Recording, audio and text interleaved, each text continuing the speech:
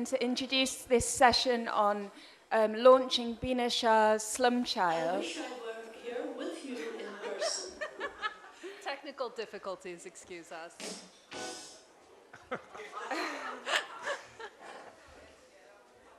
Or we could just listen to music, it's up to you.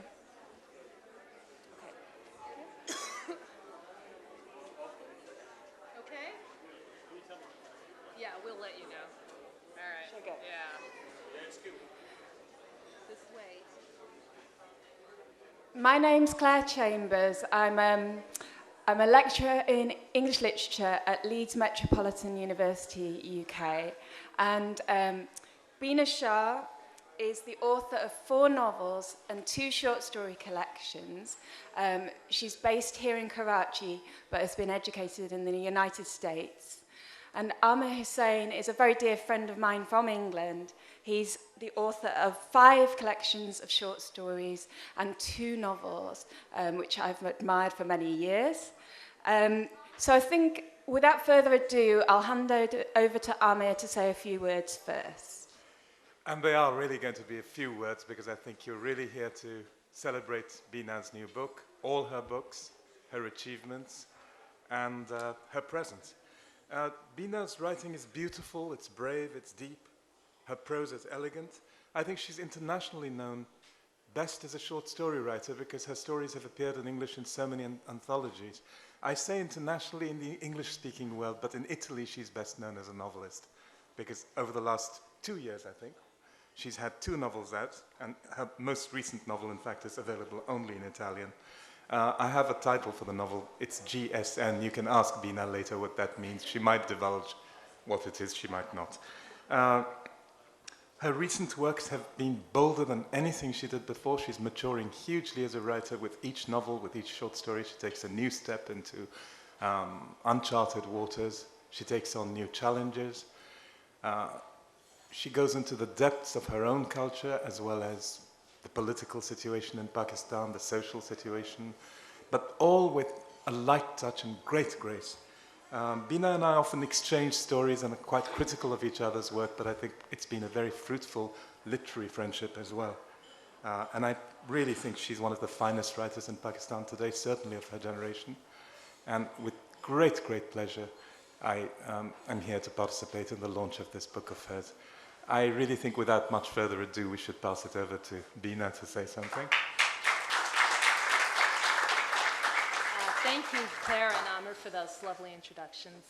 Before I say anything, I want to play a few words from a mentor and a friend and a supporter, Bapsi Sidwa, who recorded a message especially for me for this launch. So thanks to Joe for his laptop.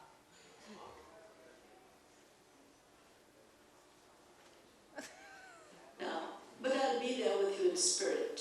I'm delighted that the Karachi Literary Festival has taken off so well and hopefully will become an annual celebration. I enjoyed myself last year. OUP, Amina and the British Council deserve many congratulations from all of us. A few words about Bina Shah and Slum Child. Slum Child is the story of a Christian girl who lives in a fated slum on the outskirts of Karachi. It is a very sensitive subject, and Bina handles it deftly and compassionately in this well-structured novel. Slum Child will touch the hearts of its readers. With swift shore strokes, using the teeming Karachi landscape as her palette, Bina fuses the life of the impoverished world of slum dwellers with the luxurious world of the super-rich in their mansions in a stunning mesh. I finished Slum Child last night. I couldn't put it down. It is a mature work, with passages of surprising tenderness and beauty contrasting with the harsh reality of slum life. Shah's way with words, her fine sensibility and eye for detail make one hope this Pakistani author receives her due. She is as courageous as her little heroine, writing prolifically despite the fact that her work has not been adequately recognized nationally or internationally. We look forward to a lot more work by her. Thank you. So I'm very grateful to Babsy for doing that for me. She couldn't be here this year due to ill health. She was here last year, though. So I guess we'll just get started. We're going to have a conversation more than sort of those book launches where two politicians who haven't read the book come and talk about the book while the author looks ashamed to have written it. So we're going to talk, we're going to have fun, we're going to tell a few jokes if we can, and then we'll open it up to questions. Well, Bina, given that we started with that quotation from Babsy Sidwa, I want to ask you about the child's eye perspective, which, as you know, is a common trope in subcontinental literature, especially when talking about violence. So with Sidwa's own Cracking India, we could look elsewhere in the subcontinent to Amitav Ghosh's The Shadow Lines, talking about partition from a Bengali perspective, or Shyam Salvadore in Sri Lanka, talking about the violence of the early 80s. So why did you choose a child to talk about the class divisions and inequalities in Pakistan?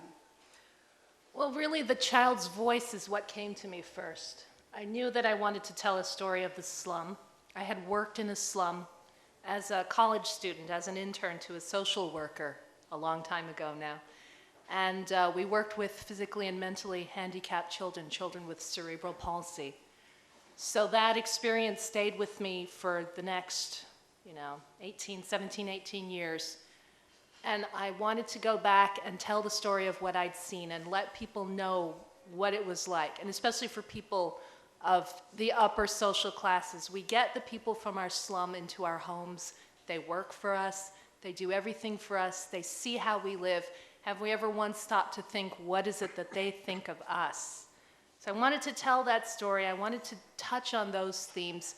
And the voice to tell that story came as a small girl, a young girl, the most vulnerable type of person that lives there. And to bring Amir in as well, I mean, several of your stories or novels, novellas, are Bildungsromanen, so often they start with a young person and we watch them growing up. And your Layla also, we watch her go into adolescence and we watch her mature. What is it about this perspective, this child's eye view and the innocence of children that attracts writers? Is that for me? Yeah, Amir, go ahead. Amir.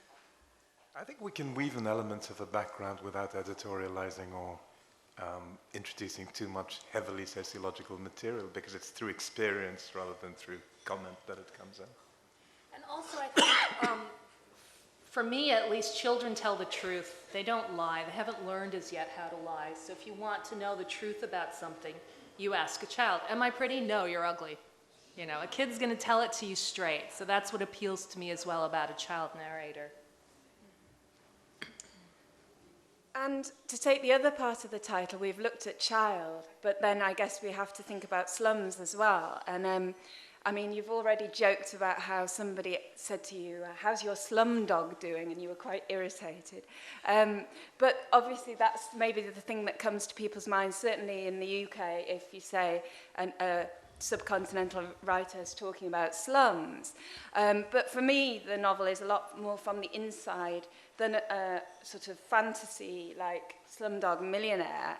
And you really focus on the practical, material difficulties of living in a slum. So, the poverty, things like electricity surges and power cuts, which I think you've written on elsewhere as well. So do you want to talk a bit about researching the slums and your choice to discuss this? Well, I was very annoyed when Slumdog Millionaire came out because I'd already written Slum Child.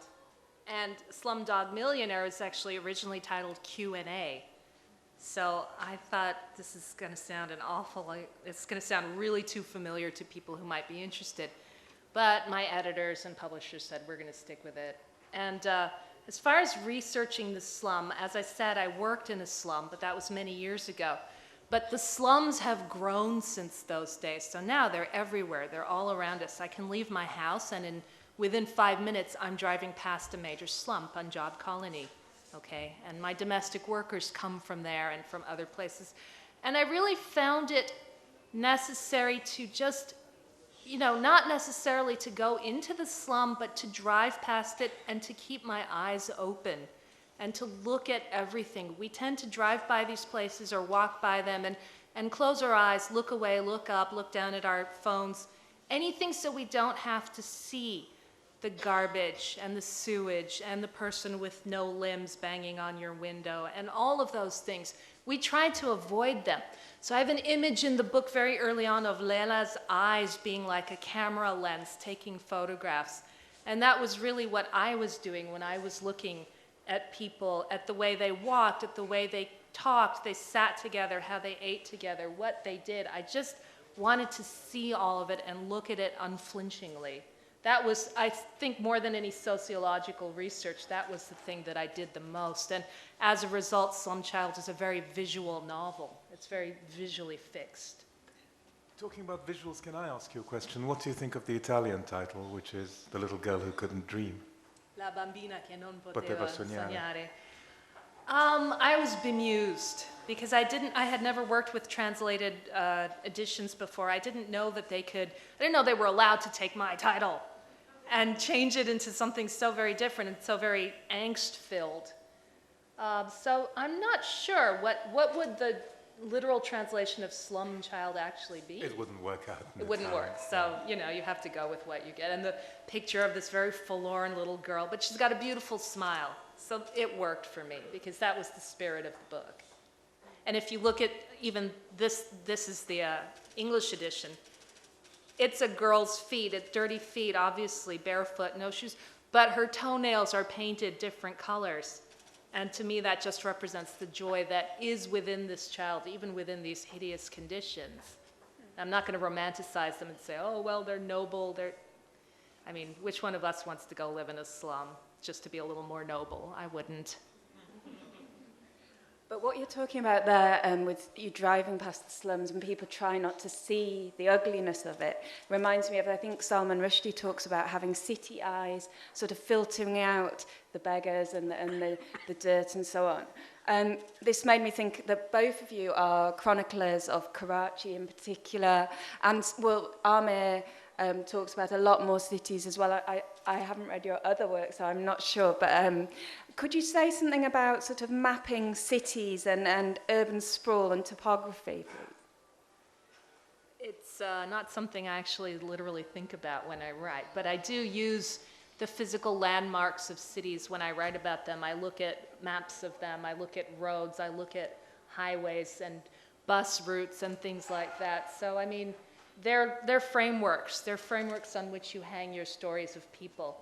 But cities, stories and people don't exist without their environments. So it's very important when you're choosing your location, because your location shapes the story. Sometimes you actually just want to write about a place and the people come later. Amr, do you find that happens to you? No, I have lots of thoughts about it, because I've noticed that with your short stories, particularly the ones collected in what I think is your most mature collection, Blessings, they tend to be scattered all over the world. They tend to be less about place and much more about very intense emotional experiences, psychological experiences. But your novels are very anchored in Karachi, and not in a Karachi that either you nor most of the other novelists of your generation actually address, which is the underclass or even the lower middle class. Middle class. Yeah, a lot of people say to me, how did you write this book?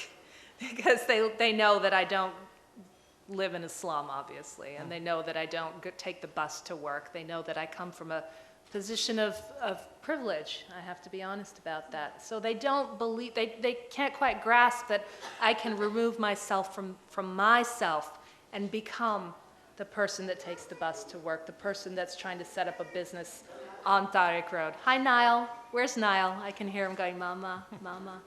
It's my youngest guest today. Not quite two. Well, in the light of Karen Armstrong's keynote, I think one of the things that really struck me about Slum Child is the compassion for minorities, whatever the reason for the discrimination that they receive. So, as well as the sort of poor, the underprivileged, there's also, you know, you're very alert to gender inequalities. The mother has mental illness. There's disabled character Haroon, and of course Layla herself and the colony in which she lives is a Christian minority. And actually it's very, I was reading the novel around the time of Salman Taseer's assassination, and it's very timely, prescient novel in as much as at one point, somebody doesn't want to drink from Layla because they think it will pollute, she will pollute the water as a Christian, so, just like the Asia Bibi case. So could you speak a bit about this interest in minorities? There's also, the drug addicts and so on. Pretty much every minority you can think of is there. Yeah, pretty much everybody you don't want to see.